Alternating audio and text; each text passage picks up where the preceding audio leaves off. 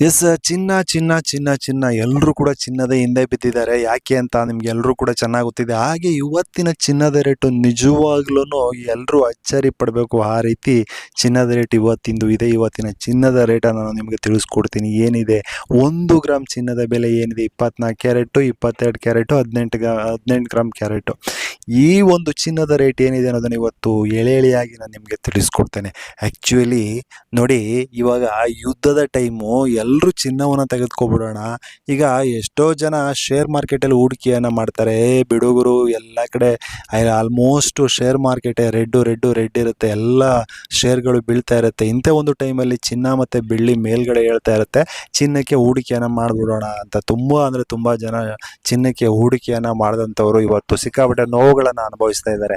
ಯಾಕೆ ಅಂತ ನಿಮ್ಗೆಲ್ಲರೂ ಕೂಡ ತುಂಬ ಚೆನ್ನಾಗಿ ಗೊತ್ತಿದೆ, ಆಯಿತಾ. ಆಮೇಲೆ ಇನ್ನೂ ಎಷ್ಟೋ ಜನ ಅನ್ಕೊಬಿಟ್ಟಿದ್ರು, ಯುದ್ಧ ಟೈಮು, ಯುದ್ಧ ಮುಗಿಯೋದು ಇನ್ನೂ ಎಷ್ಟು ತಿಂಗಳಾಗುತ್ತೋ ಏನೋ, ಟ್ರಂಪ್ ಒಂದೊಂದು ದಿವಸ ಒಂದೊಂದು ಹೇಳಿಕೆಯನ್ನು ಕೊಡ್ತಾನೆ, ಕದನ ವಿರಾಮ ಮಾಡ್ಬೋಣ ಅಂತಾನೆ, ಯುದ್ಧವನ್ನು ನಿಲ್ಲಿಸ್ಬಿಡ್ತೀನಿ ಅಂತಾನೆ, ಇನ್ನೊಂದು ಕಡೆ ಇರಾನನ್ನು ಸ್ಮಶಾನ ಮಾಡಿಬಿಡ್ತೀನಿ ಅಂತಾನೆ, ಒಂದೊಂದು ದಿನ ಒಂದೊಂದು ಹೇಳಿಕೆಯನ್ನು ಕೊಡ್ತಾನೆ ಈ ಟ್ರಂಪು. ಈ ಟ್ರಂಪಿಂದಾಗಿ ಶೇರ್ ಮಾರ್ಕೆಟು ಮತ್ತು ಚಿನ್ನದ ರೇಟ್ ಯಾವಾಗ ಹೆಂಗೆ ಮೇಲ್ಗಡೆನೆ ಹೋಗ್ತಾ ಇರುತ್ತೆ. ಚಿನ್ನನ ತೆಗೆದುಕೊಬಿಡೋಣ ಬಿಡುಗರು, ಏಕೆಂತಂದರೆ ಮುಂದೆ ಇನ್ನೂ ತಿಂಗಳುಗಳಲ್ಲಿ ಜಾಸ್ತಿ ಆಗ್ಬೋದು ಅಂತ ಎಷ್ಟೋ ಜನ ತನ್ನ ಫಂಕ್ಷನ್ಗಳಿಗೆ, ಮದುವೆಗಾಗಿರ್ಬೋದು, ಬೇರೆ ಫಂಕ್ಷನ್ಗಳಿಗಾಗಿರ್ಬೋದು, ಅಥವಾ ಹೂಡಿಕೆ ಮಾಡಿ ಚಿನ್ನವನ್ನು ಮನೇಲಿ ತೆಗೆದಿಟ್ಕೊಳ್ಳೋಣ, ಮುಂದಿನ ದಿನಗಳಲ್ಲಿ ಚಿನ್ನದಲ್ಲಿ ಭಾಳ ಅಂದರೆ ಭಾಳ ಬೇಡಿಕೆ ಬರುತ್ತೆ ಅಂತ ಚಿನ್ನ ತಗೊಳ್ಳೋರು ಕೂಡ ಅವ್ರಿಗೂ ಕೂಡ ತುಂಬ ಅಂದರೆ ತುಂಬ ಗೊಂದಲ ಆಗ್ಬಿಡ್ತು ಈ ಒಂದು ಸಂದರ್ಭದಲ್ಲಿ. ಯಾಕೆಂದರೆ ಚಿನ್ನ ಮತ್ತು ಬೆಳ್ಳಿ ಈ ಒಂದು ಸಂದರ್ಭದಲ್ಲಿ ಮಾರ್ಕೆಟಿಗೆ ಸ್ಪಂದಿಸ್ತಾ ಇತ್ತು. ಮಾರ್ಕೆಟ್ ಬಿದ್ದರೆ ಇದು ಬೀಳುವಂಥದ್ದು, ಅದು ರೆಡ್ ಆದರೆ ಇದು ರೆಡ್ ಆಗುವಂಥದ್ದು, ಎದ್ರೆ ಎದ್ದೇಳುವಂಥದ್ದು, ಈ ರೀತಿಯಾಗಿ ಸ್ಪಂದಿಸ್ತಾ ಇತ್ತು. ಅದೇ ನೀವು ಚಿನ್ನವನ್ನು ತೆಗೆದುಕೊಳ್ಳಿ, ಈ 2 ತಿಂಗಳು 3 ತಿಂಗಳು ಹಿಂದೆ ಆ್ಯಕ್ಚುಲಿ ಚಿನ್ನ 1 ವರ್ಷಗಳ ಕಾಲ ಯಾವ ರೀತಿ ಮೇಲ್ಗಡೆಗೆ ಹೋಯ್ತು ಅಂತ ಎಲ್ಲರೂ ಕೂಡ ಅಚ್ಚರಿ ಬಿದ್ದುಬಿಟ್ರು. ಏನು ಗುರು, ಚಿನ್ನ ಈ ರೀತಿ ಹೋಗ್ತೈತೆ ರೇಟು, ಬೆಳ್ಳಿ ಈ ರೀತಿ ಹೋಗ್ತಾ ಇದೆ ಅಂತ ಸಿಕ್ಕಾಬಿಟ್ಟೆ ಅಚ್ಚರಿಗೊಂಡ್ಬಿಟ್ರು. ಎಲ್ಲರೂ ಕೂಡ ಅದಕ್ಕೆ ಹೂಡಿಕೆಯನ್ನು ಮಾಡಿದ್ರು. ಆನಂತರ ಕೊನೆ ಒಂದು ಈ 2 ತಿಂಗಳು ಹಿಂದೆ 3 ತಿಂಗಳ ಹಿಂದೆ ಯಾರ್ಯಾರು ಹೂಡಿಕೆ ಮಾಡಿದ್ರು ಅವರು ಆ ಒಂದು ಟೈಮ್ನಲ್ಲಿ ಚಿನ್ನ ಕೆಳಗಡೆನೂ ಕೂಡ ಬಿದ್ದೋಯ್ತು. ಆಗ ಸ್ವಲ್ಪ ಕೈನೂ ಕೂಡ ಸುಟ್ಕೊಂಡ್ರು. ಎಸ್, ಚಿನ್ನಕ್ಕೆ ಹೂಡಿಕೆಯನ್ನು ಮಾಡಿದಂಥವ್ರು. ಎಸ್, ಇವತ್ತು ಆ್ಯಕ್ಚುಲಿ ಚಿನ್ನದ ರೇಟು ಏನಾಗಿದೆ ಅನ್ನೋದನ್ನು ಇವತ್ತು ನಾನು ನಿಮಗೆ ತಿಳಿಸ್ಕೊಟ್ಬಿಡ್ತೇನೆ.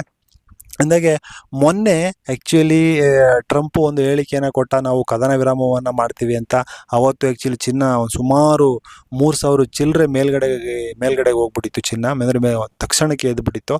ಆನಂತರ ನಿನ್ನೆ ಎಲ್ಲ ಗೊಂದಲದ ಒಂದು ಸಂದರ್ಭ ಇತ್ತು. ನೀವು ನೋಡಿರ್ಬೋದು, ಟ್ರಂಪು ಒಂದು ಕಡೆ ಯುದ್ಧಕ್ಕೆ ವಿರಾಮವನ್ನು ಮಾಡ್ತೀವಿ ಅಂತಾರೆ, ಇನ್ನೊಂದು ಕಡೆ ಇಸ್ರೇಲ್ ಅವರು ಯುದ್ಧವನ್ನು ಮುಂದುವರಿಸಿರ್ತಾರೆ.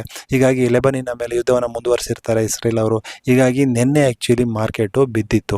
ಎಸ್, ಇವತ್ತು ಆ್ಯಕ್ಚುಲಿ ಸ್ವಲ್ಪ ಒಂದು ಟ್ರಂಪು ಒಂದು ಸ್ಥಾನವನ್ನು ಕಾಪಾಡಿಕೊಂಡು ಇರೋದ್ರಿಂದ ನಾಳೆ ಅಂದರೆ 11ನೇ ತಾರೀಕು ಆಲ್ಮೋಸ್ಟು ಕದನ ವಿರಾಮ ಏನು ಒಂದು ಫಂಕ್ಷನ್ ನಡೀತದೋ ಆ ಒಂದು ಫಂಕ್ಷನಲ್ಲಿ ಏನು ನಿರ್ಧಾರಗಳನ್ನು ತೆಗೆದುಕೊಳ್ತಾರೋ ಅದಕ್ಕೋಸ್ಕರ ಆ್ಯಕ್ಚುಲಿ ಇವತ್ತು ಚಿನ್ನದ ರೇಟ್ ಜಾಸ್ತಿ ಆಗಿದೆ. ಎಸ್, ಇವತ್ತು 24 ಕ್ಯಾರೆಟ್ ಚಿನ್ನದ ರೇಟ್ ಆ್ಯಕ್ಚುಲಿ ಬರೋಬ್ಬರಿ 15,300 ರೂಪಾಯಿ ಇದೆ. ಅಂದರೆ 1 ಗ್ರಾಮ್ಗೆ 152 ರೂಪಾಯಿ ಇವತ್ತು ಚಿನ್ನದ ರೇಟ್ ಜಾಸ್ತಿ ಆಗಿದೆ. ಎಸ್, ಇದು ಒಂದು ಖುಷಿ ಪಡ್ತಕ್ಕಂಥ ಸಂತೋಷದ ವಿಚಾರ. ಇನ್ನೊಂದು 22 ಕ್ಯಾರೆಟ್ ಚಿನ್ನದ್ದು ಕೂಡ ಇವತ್ತು ರೇಟ್ ಜಾಸ್ತಿ ಆಗಿದೆ. ನಿನ್ನೆ 13,000 ಚಿಲ್ಲರೆ ಇತ್ತು, ಇವತ್ತು 14,000 ಚಿಲ್ಲರೆ ಆಗಿದೆ. ಅಂದರೆ 140 ರೂಪಾಯಿ ಜಾಸ್ತಿ ಆಗಿದೆ. ಇವತ್ತು 14,025 ರೂಪಾಯಿ ಇವತ್ತು 22 ಕ್ಯಾರೆಟ್ ಚಿನ್ನದ ರೇಟ್ ಇರತಕ್ಕಂಥದ್ದು. ಇನ್ನು 18 ಗ್ರಾಮನ್ನು ಕೂಡ ತೆಗೆದುಕೊಳ್ಳೋರು ಇರ್ತಾರೆ. 18 ಗ್ರಾಮ್ ಚಿನ್ನದ ರೇಟು ಕೂಡ ಇವತ್ತು ಆಲ್ಮೋಸ್ಟ್ 11,475 ರೂಪಾಯಿ ಆಗಿದೆ. ಅಂದರೆ ಇದು 18 ಗ್ರಾಮ್ ಚಿನ್ನನೂ ಕೂಡ ಇವತ್ತು 114 ರೂಪಾಯಿ ರೇಟ್ ಜಾಸ್ತಿ ಆಗಿದೆ. ಎಸ್, ಇದು ಚಿನ್ನದ ರೇಟ್ಗಳು ನೋಡಿ ಇವತ್ತು ಈ ರೀತಿ ಇದೆ. ಮತ್ತು ನಾಳೆ ಏನಾಗುತ್ತೆ ಶನಿವಾರ ಹೇಳೋಕ್ಕಾಗಲ್ಲ, ಹಾಗೆ ಭಾನುವಾರ ಏನಾಗುತ್ತೆ ಹೇಳೋಕ್ಕಾಗಲ್ಲ. ಯಾಕೆ ಅಂತಂದರೆ ನಾಳೆ ಆಲ್ಮೋಸ್ಟು ಏನು ಇದೇನಿದೆ, ಇರಾನ್ ಇದೆ, ಇಸ್ರೇಲ್ ಇದೆ ಮತ್ತು ಅಮೇರಿಕ ಇದೆ, ಇವೆಲ್ಲವೂ ಕೂಡ ಒಂದು ಸಂಧಾನ ಸಭೆಯನ್ನು ನಡೀತವೆ ಕದನ ವಿರಾಮಕ್ಕೆ.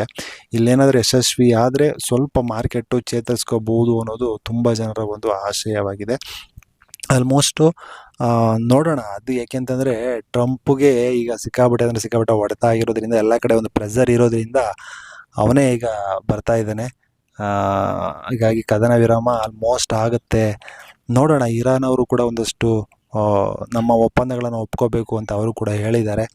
ಅವರ ಒಪ್ಪಂದಗಳಿಗೆ ಅಮೇರಿಕಾ ಇಸ್ರೇಲ್ ಒಪ್ಕೊಂಡ್ರೆ ನಿಜವಾಗ್ಲೂ ಕದನ ವಿರಾಮ ಆಗುತ್ತೆ. ಮತ್ತು ಚಿನ್ನ ಮತ್ತು ಬೆಳ್ಳಿ ರೇಟು ಸ್ವಲ್ಪ ಚೇತರಿಕೆಯನ್ನು ಕಾಣುವಂಥ ಒಂದು ಸಂದರ್ಭ ಇದೆ.